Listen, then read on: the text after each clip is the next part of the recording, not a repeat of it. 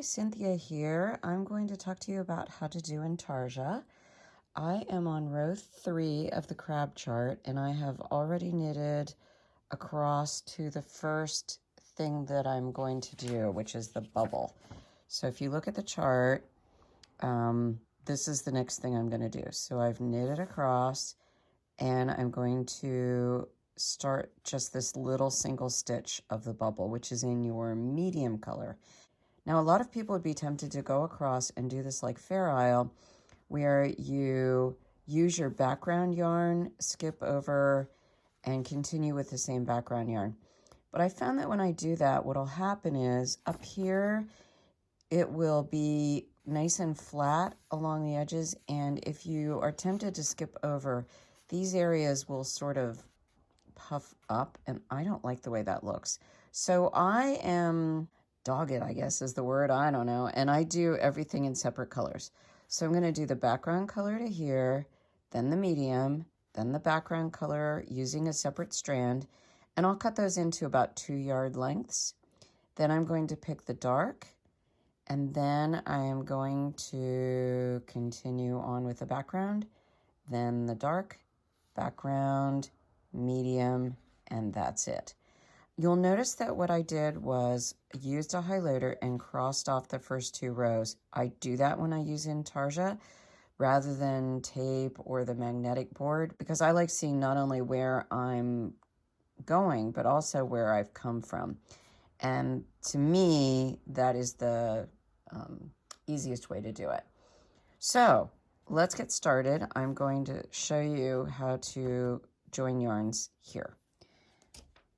I have pre-cut these already. I figure in the background, I cut about 2 yards. And for the motifs, I figure on roughly 1 inch per stitch plus a little wee bit extra. That should give you more than enough. I begin by folding my new yarn, leaving a tail for weaving in. You can also tie a knot. I'll show you how to do that. I don't really think I want the knots, but I've done it before with them, and it's fine. So you tie as if you've got a little scarf going, like this, around the current working yarn. So I'll just leave that because I don't really care, and that's all you need to do. That'll just give a little extra security. Now I'm going to, and it'll move, so you'll have to fix that. I'm going to knit the stitch. Then I'm going to go back and fix this. This is why I don't really care about the knot. Oops, sorry. So I've gone back and I've fixed it. And now I am going to use a new background color, not this one, and add that in. I'm just going to fold this one in half this time. What I always do is stick my needle in first and then wrap the yarn around the needle. So there we go, and up.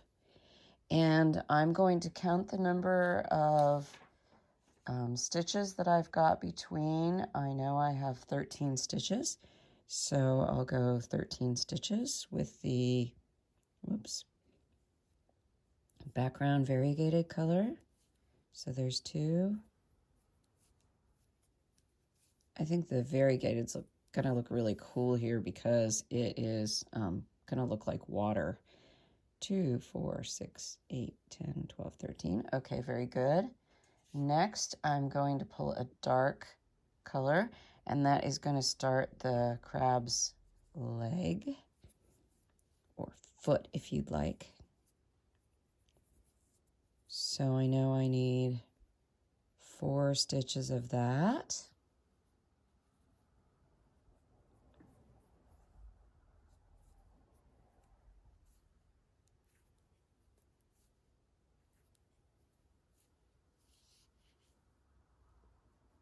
And then I'm going to do the next background color.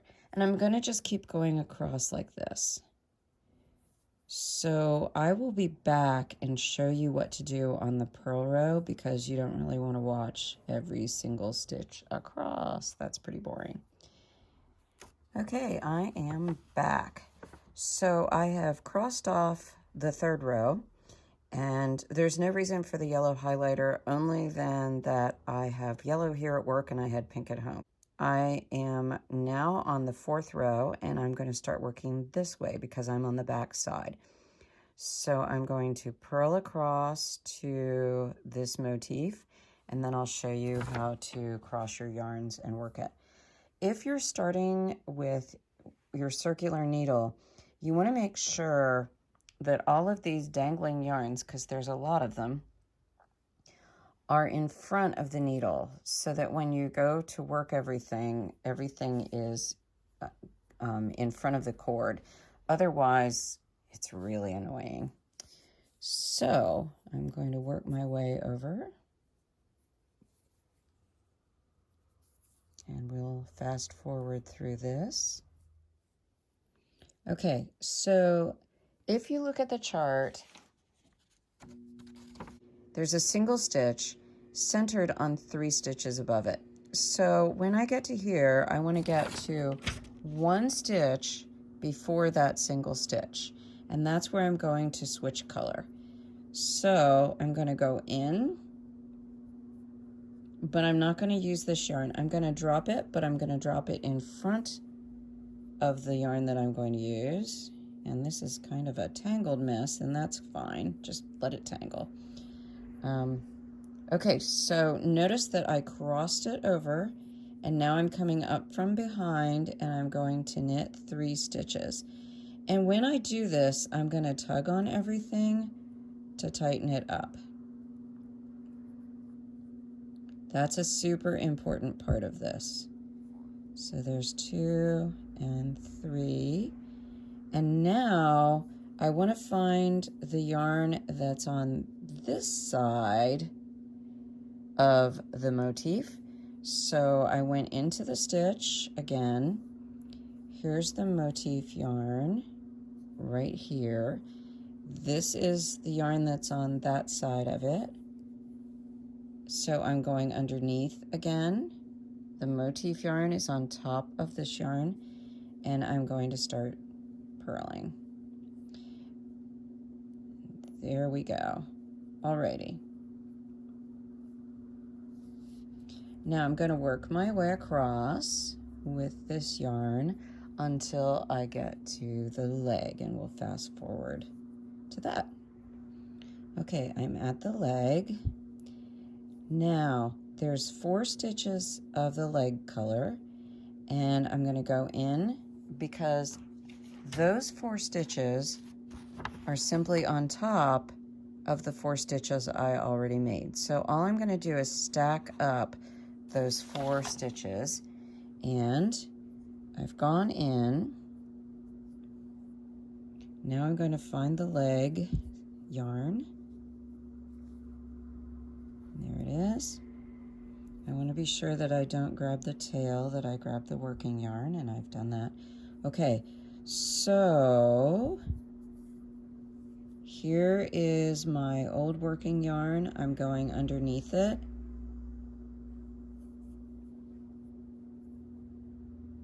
There it is. Sorry, that was the tail. So here's my working yarn. So I've gone underneath it to cross over. I'm going to do 1 stitch and then give a little tug. Then 3 more stitches. And I'm going to do the same thing here. I'm going in, I'm dropping this, I'm pulling up the working yarn from the bottom and going around, and I will continue across the row. If you don't cross those yarns, you will have a hole between your 2 stitches. As you can imagine, if you're just picking up yarn and you've had 1 piece of yarn here and you start the next, you'll have a gap there if you don't cross over those yarns. And you also need to make sure you give a little tug every time you've done a new yarn, and that will keep everything secure. So I will continue my way across the row, and I will show you everything on the front side next. It's a little different from the initial attaching, and I will meet you here then. Okay, I've crossed off another row, and I have knitted over to this point where I'm at the little motif, and notice that I'm going to start one stitch before the stitch below. So let's do that. I am at that place. I'm going to again put my needle in, and then I'm going to find in this whole mess the working yarn for the motif, and that's here. So I'm going to pull it again underneath the initial yarn. I'm going to knit one stitch with it, and then I'm going to tug on everything to make sure it's secure. I'll knit to one stitch beyond on the other side. There we go. Put this down, and I notice when I put it down, I'm crossing it over so that when I pull the working yarn from below up, it's crossed. Let me make sure. Yeah, that all looks good. Okay, now I'm gonna take a stitch, tug, and continue my way over to the foot. So let's see that on the foot. The foot is stacked the same way as before. So you can go a couple of stitches over one way or another. If it gets to be too far, I use a piece of yarn, but I'll go as much as 5 or 7 stitches one way or the other. So that won't be much of a problem, at least early on with this creature. Okay, I'm going to go in, drop this and cross it over, pull up the working yarn, tug and tug. It looks like I need a bit of tugging from below as well with the tail end, so we'll do that. Keep everything straight for a little bit.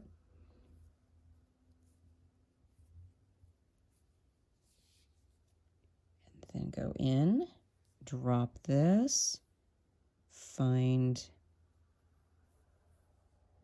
the working yarn. There we go. Tug it all and continue my way across. So that's all you do. You're going to keep going on. The one caution I would say is that you will have a big, huge, massive lump of yarn at some point, and you'll want to occasionally detangle it. And all I do is sort of dangle it in the air and pull it apart. Sometimes I'll pull one strand at a time up like this. Just grab that strand and separate it, grab the next strand and separate it, and whoops, and so forth. So that's how you do Intarsia, and I hope you enjoy it. It's a little bit of a challenge, I know, but I think the crab is going to be totally worth it. It's really fun. And so I will see you for leg 3 next.